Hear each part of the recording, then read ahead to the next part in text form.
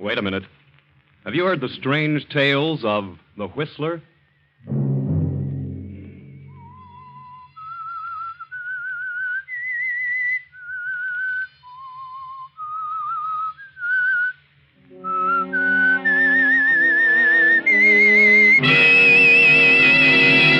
I'm the Whistler. I may be the district attorney, but if my son is guilty, he can pay the penalty like anyone else. I'll prosecute him. Then, Blake, I'll start on you. Sunday night, and again, CBS presents The Whistler.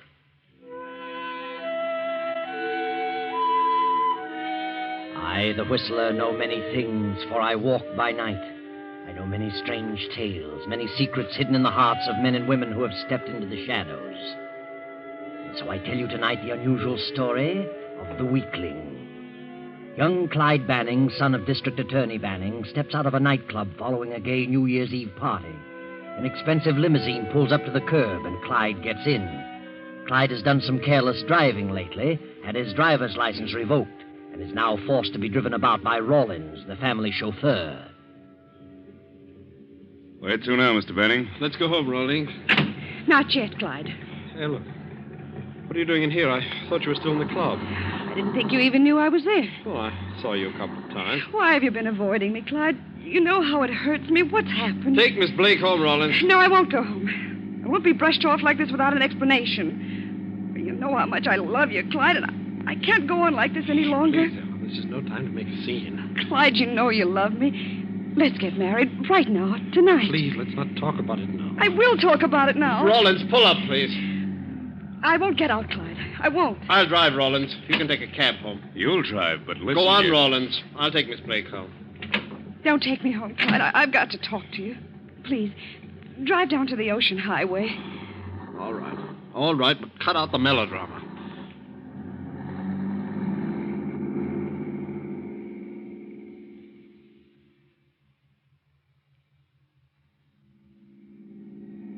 Why have you changed so, Clyde? Why can't we get married? You know as well as I. My father is district attorney, and he's out to crack that graft situation wide open. He knows who the big boss of the racket is, and he's going to get his scalp. Send him to the pen. But what's that to do with us? You know that Jim Blake is the big boss. Your own father. But we have our own lives to live. If I married you, Dad'd throw me out on my ear. What, of that we could get along? How?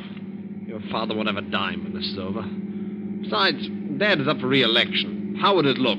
DA's son marries convict's daughter. I thought you really loved me. Well, I've always liked you, Ellen, but it just won't work. It isn't fair to Dad. Then you don't want to marry me? I've told you how I feel about it. What a ridiculous fool I've been. Now, don't start that hysterical stuff I've again. hoped against hope that you weren't trying to get rid of me, but now I know. You're a low, spineless jellyfish. You didn't love me. You couldn't. Stop shouting. I won't stop. I wish everyone could hear me. You know what a despicable rotter you are. Shut up! No, stop it, you little fool. Ellen! Good Lord! Ellen! Ellen! Oh, Lord. Her face. Ellen. Ellen, darling. I better get a doctor. Maybe she... No, shouldn't move her. Yes, that's it. Get help.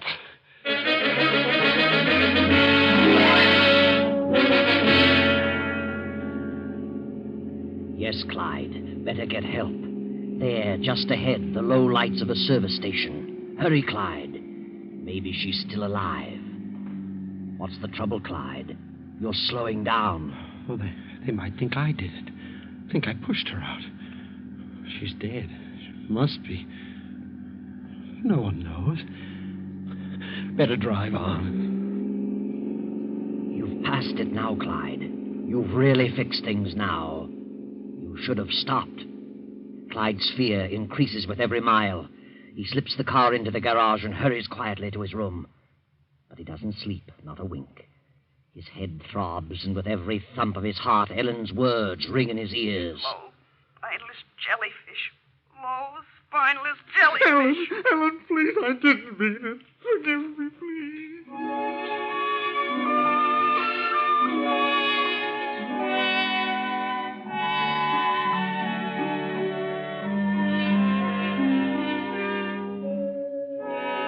District Attorney Banning sits at breakfast with his attractive wife, Marcia.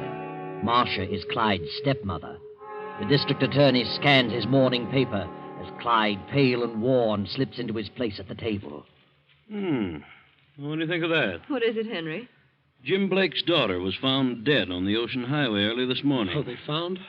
On the Ocean Highway? Oh, good morning, son. How have you been? Well, I guess I overslept. Really? Looks as though you hadn't slept at all. Have a big evening? Too much champagne? No. Gee, that's terrible about Blake's daughter. What happened to her? I think she was thrown out of a car. Probably some enemy of Blake's. I dare say he has plenty. Thrown out? Does it say that? Yes. Well, I'd better go down to the office. Well, maybe she jumped out. Not likely. Venture to say she was pushed out, all right. Why don't you have some coffee, Clyde? Help that hangover. I haven't got a hangover. What in the name of heaven's wrong with you? You better take some aspirin, son. Go back to bed. Well, you're going to the office today? It's New Year's Day. Never go down there on a holiday. Going down for an hour or so. Will it upset your plans, by any chance? Haven't got any plans. And what's bothering you? Something's wrong with you, Clyde. Nothing's wrong with me, and nothing's bothering Just a me. moment. Who are you shouting What? at? I'm not shouting at I think you'd better go on back to your room. Go to bed. You're a bit too unpleasant to suit me. I'm sorry. Sorry, Marcia. That's all right, darling. I'll feel all right after a while. I guess I did have too much champagne. Never seen Clyde like this. Well, you've only been around him a year, Marcia. He's a moody type, has spells, but he's a good boy. You'll learn all his little quirks in time. Well, I'll run along, darling. Be back in an hour or so.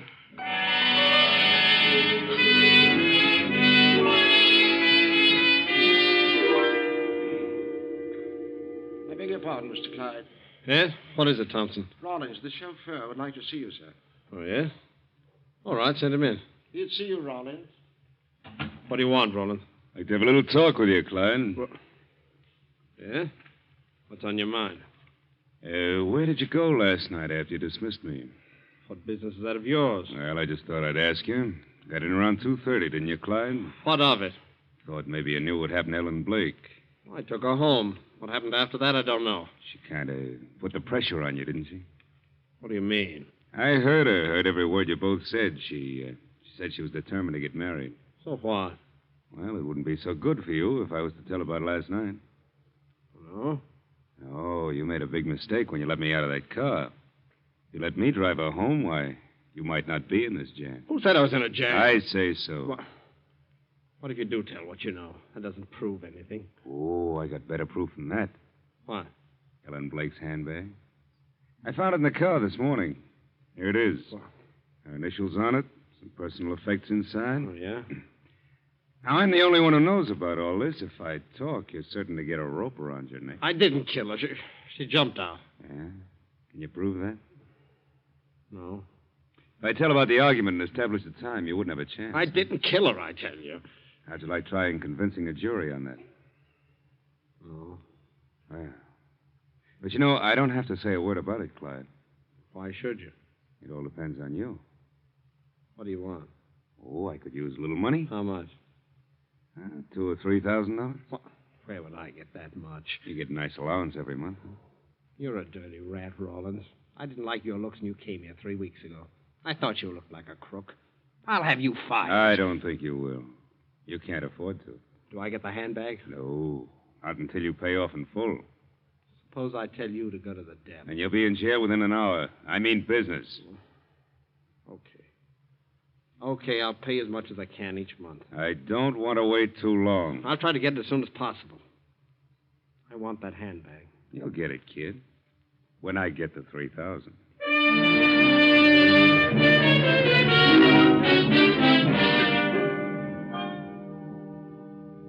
Good afternoon, madame. What do you mean coming into my room without knocking? And how is madame today? What do you want? I want to wish you a happy new year. Well, of all the nerve.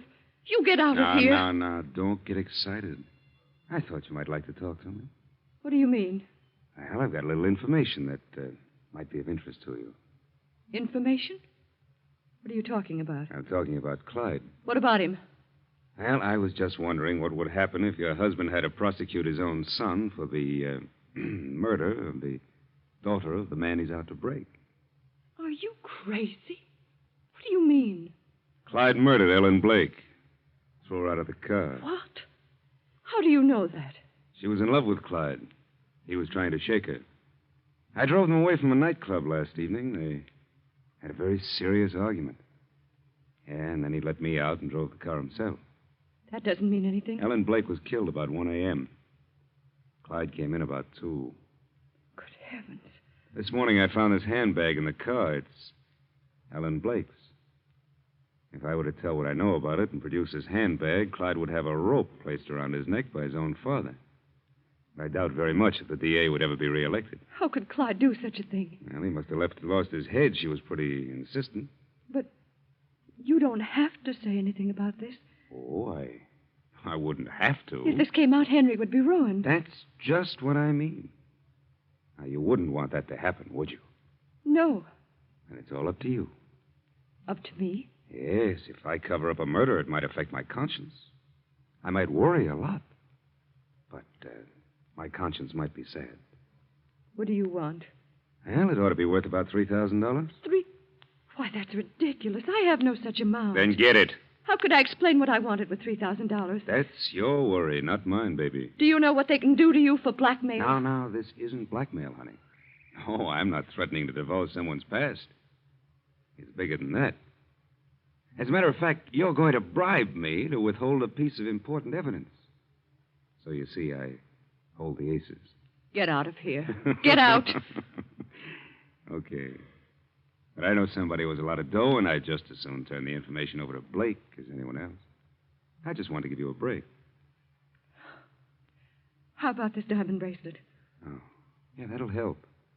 But it'll be hard to get rid of. I'd rather have cash. All right, I'll give you these diamonds, and you can hold them until I get the cash. Fair enough. Hand them over. Thanks. You know, I thought that you'd see things in the right way. Goodbye, honey. Get out of here. You rotten thief. Oh, listen to her.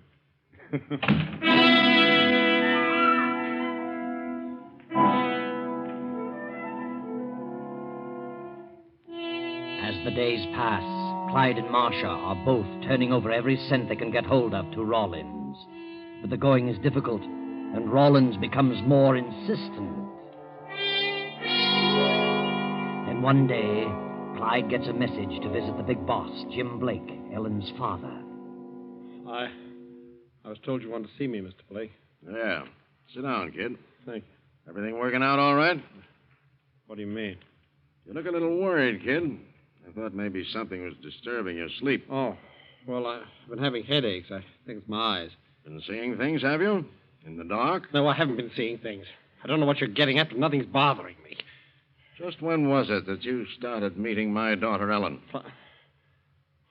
I don't know what you mean. Quit playing dumb. I found out about it today. Who told you such a thing? Does your father know about you and Ellen? I'll bet not. Now, look here. If you think you can stop Father in this investigation by trying to frame something on me, you're crazy. You can't get away with it. I'll spill the whole thing. Oh, you will? Yes, I will. You're a crook. When my father gets through with you, you'll be behind the bars for the rest of your life. When I'm put behind bars, kids, you'll be dangling from the end of a rope. What are you trying to accuse me of? The murder of my daughter. Murder? I didn't kill her. Can you prove that? There's no proof that I did. I've got a witness, kid, and he's ready to talk when I say the word. Witness? That's ridiculous. Why should I want to kill Ellen? Because she was in love with you, and you wanted to shake her because you were afraid your father would kick if you married her.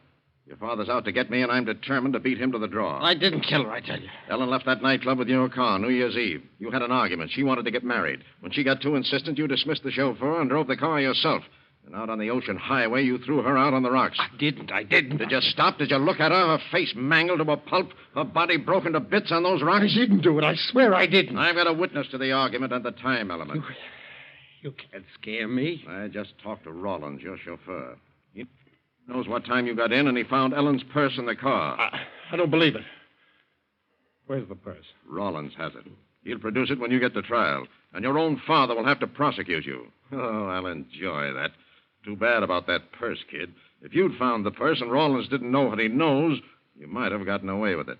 But you're stuck now, stuck with Rawlins and the purse, and your own father will have to tie the rope around your neck. Rawlins is a liar. It'll hold in court. The jury will believe him. He's a dirty liar. I could kill him for that.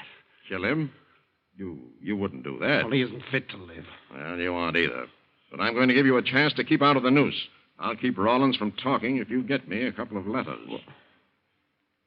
What letters? Your father has them. They have my signature on them. You can get them very easily. You get those papers, and I'll put the quietus on Rollins. They're addressed to the county supervisor. Your father intends to use them against me. I want them. Is that clear? Yeah. You get the papers, and we're both in the clear. Understand? Yeah, you understand. All right. I'll give you till tomorrow evening at 6 o'clock. You can go now. Yeah. Remember, 6 o'clock tomorrow night.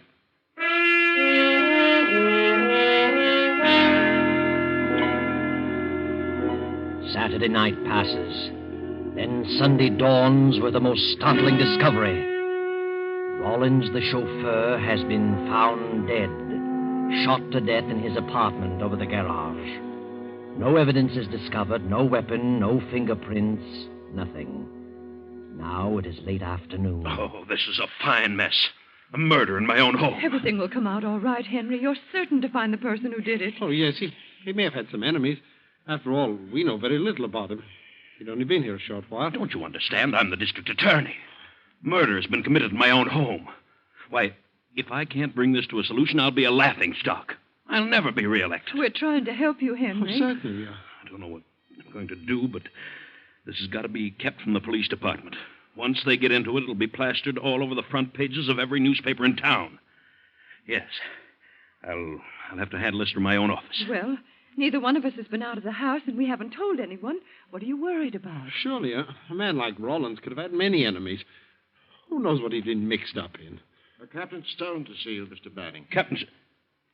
Oh, yes, I was afraid of that. All right. Show him in. Good afternoon, Mr. Banning. Oh, good afternoon, Captain Stone. Well, what are you doing out this way? We heard about your chauffeur. Really? And who told you? Oh, friend. Body hasn't been moved, has it? No, Inspector Stone, it hasn't. Still in the room over the garage. Well, come on, Skelton. Let's have a look. You don't mind, do you, Mr. Banning? Why, no. No, of course not. Thank you. We'll be back in a moment. All right. You know, I've got a strange feeling that Jim Blake knows something about this. Blake? Why do you think that? I don't know. He's just the type to think of something like this. Yes, a perfect setup for him. A murder in my own home. Nothing would please him better. Why would Blake resort to anything like this? Why? Because my dear Blake is in a tough spot. Yes. The more I think about it, the more right I think I am. Well, I'm going to have a talk with him.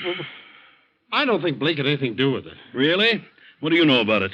Well, nothing, Father. Then please allow me to handle this in my own way. Henry, why must you be so harsh? I'm sorry, Father, but I think you should keep away from Blake. Why? I don't know. I just think you should. Yes. Well, when I want your opinion, son, I'll ask for it.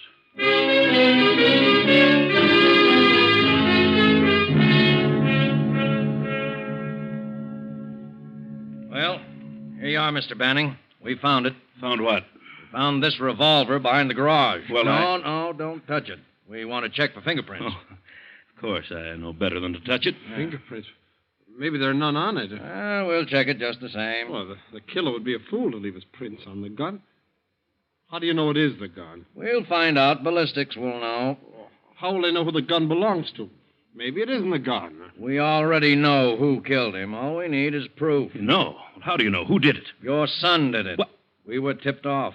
My son? That's right. Are you crazy? Why should Clyde kill him? He hardly knew him. Look, Mr. Banning, you think I'd come to your house snooping around unless I had a very good reason? Where did you get your tip? Well, I'd rather not say. Who's his friend? Come on, you'd better tell me. I'll bring it out eventually. All I know is that we were tipped off about the murder and told who did it. Your son threatened to kill Rawlins. Who told you that? Jim Blake. He heard him say it. Where did you see Blake, Clyde? Oh, I don't know what they mean. Ask Jim Blake. Come on, Skelton. Let's check that gun with ballistics.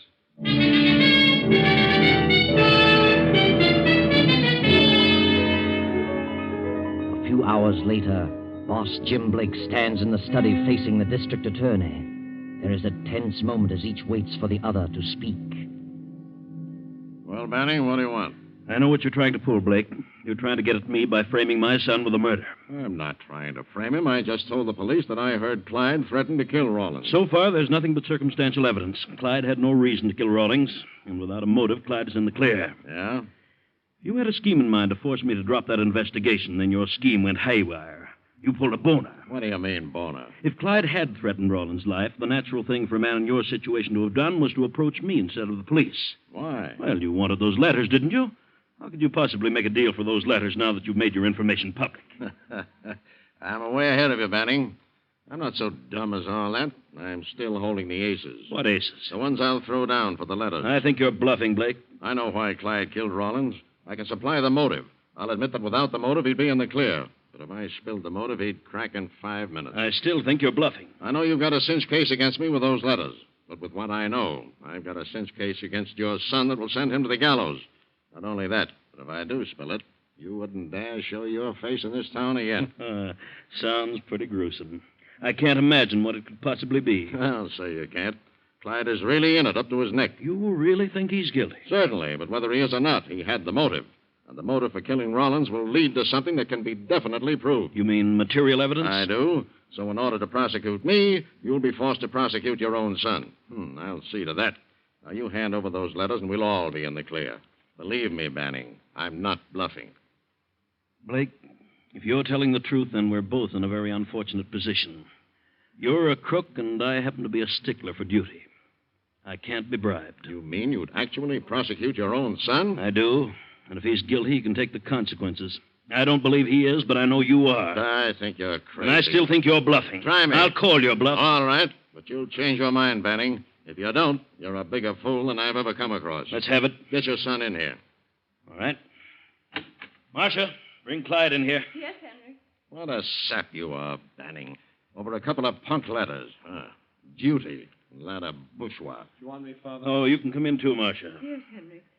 What are you doing here? Well, kid, I've been having a little chat with your righteous father. He sent for me. He's a little stupid. He wants to be enlightened. Maybe you can help him. Yeah? Clyde, I understand you paid a visit to Mr. Blake. Huh? Go on, better tell him, Clyde. What were you doing there, Clyde? Well, Blake sent for me. Why? What? He wanted to talk to me. What about?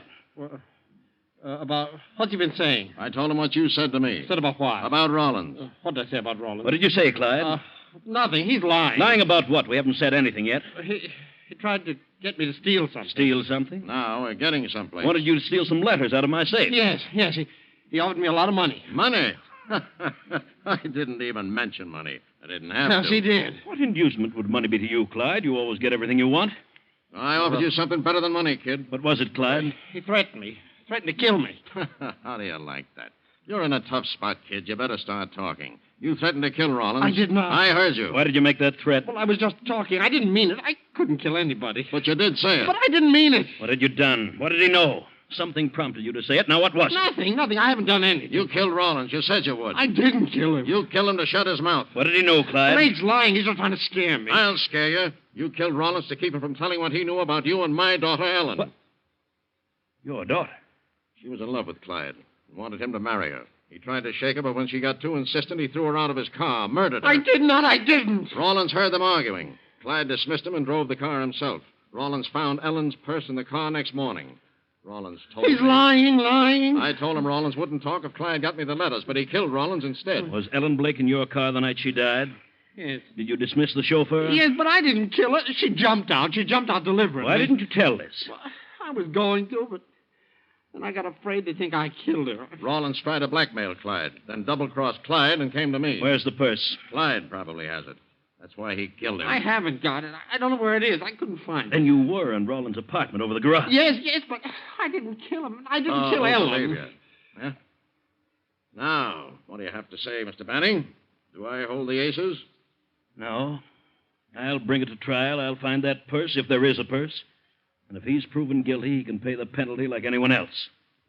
And then, Blake, I'll start on you. You're a fool, Banning. You're crazy. Come in. Well, here we are, Mr. Banning. Got quite a bit of dope on this Rollins killing. What now? There were no fingerprints on that gun, but it was definitely the murder weapon. Ballistics checked it. Well, still doesn't prove my son fired the gun. That's right. But we did manage to trace the original ownership. And what did you learn? Well, here it is. Gun was purchased 4 years ago in Seattle By whom? by Patricia Rawlins. Patricia Rawlins. Mm-hmm. Did you check on Patricia Rawlins? Who was she? Yeah, we checked on her. We also checked on Rawlins. Patricia Rawlins was your chauffeur's wife. They both have a police record.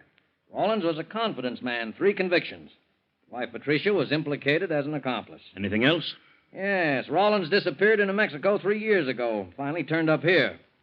Rawlins must have had the gun in his possession.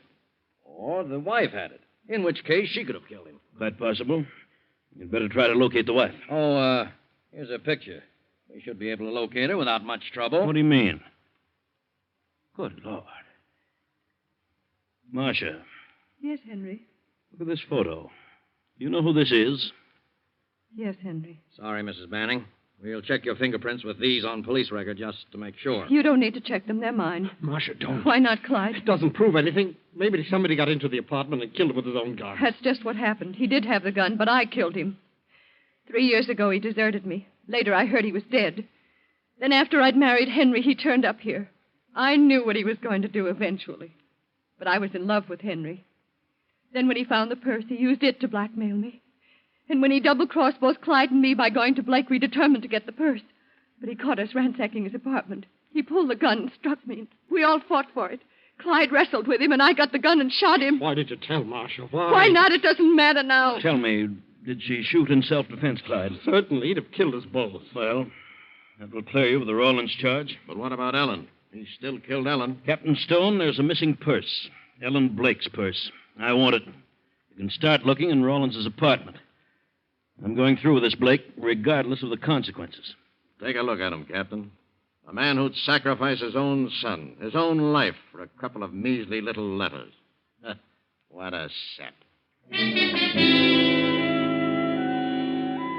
But District Attorney Banning, a determined man, goes through with his promise. The case against his son is in preparation. The day of the opening of the trial is set. Then the missing purse is found, and in it is a note to Clyde, written and signed by Ellen Blake. Go on, read it, Clyde. Dearest Clyde, I've tried every way to reach you. I know now that you've been avoiding me. I can't go on. I know your faults, but I love you. I can't help it. So I'm going to kill myself. I don't know how, but some way will present itself. Goodbye, Clyde. I hope you find the happiness I've been denied. I love you. Ellen. Well, there you are. Ellen Blake did jump from Clyde's car. And Clyde, even though he did seem a weakling, was able to fight when it came to a showdown. And Marcia, because of her great love for Banning, was willing to sacrifice everything for him. So Clyde is cleared, Marcia is acquitted, and Blake is sent to prison. And that is the end of a story which might have ended very tragically had it not been for the note in Ellen's purse. Very convenient, that note.